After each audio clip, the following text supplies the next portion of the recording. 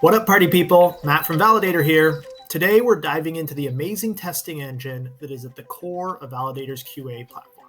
Ensuring that your data systems are reliable and high quality requires testing, and testing can come in all forms and functions. At Validatar, we enable you to automate that testing by being able to connect to and query data no matter where it exists, whether you're using SQL or Python, connecting to data in the cloud, on-prem, or elsewhere.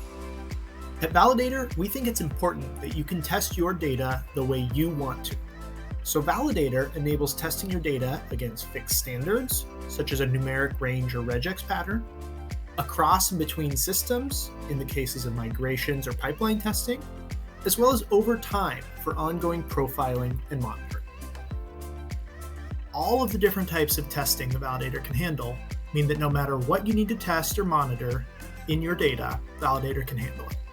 Once a test has been run, Validatar can then store those results in your Validatar test repository so you can track performance and history over time. Now, what exactly do tests look like in Validatar?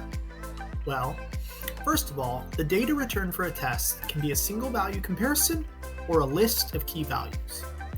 These values can either be in numeric or string format. For each test, the result can either be pass, fail, or an error. An error indicates that the query or script was unable to complete successfully, while a failure indicates that the data returned did not match the expected or control value. Here's an example of the Validatar testing engine.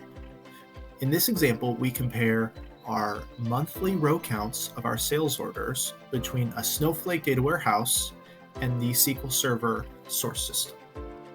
As you can see, we have two SQL queries comparing the two sides. And when I go ahead and run this test, the Validatar engine kicks in and we can see for each month whether the row counts matched from one side to the other.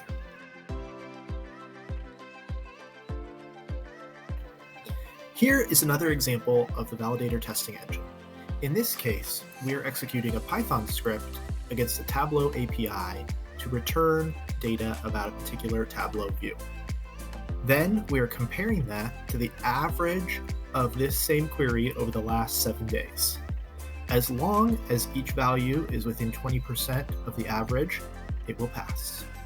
As we scroll up here and go ahead and hit run, we can go ahead and see the Validatar engine again kicking in, executing the Python query, and returning data. Notice that the data does differ over the last 7 days, but it is within the control range of 20%.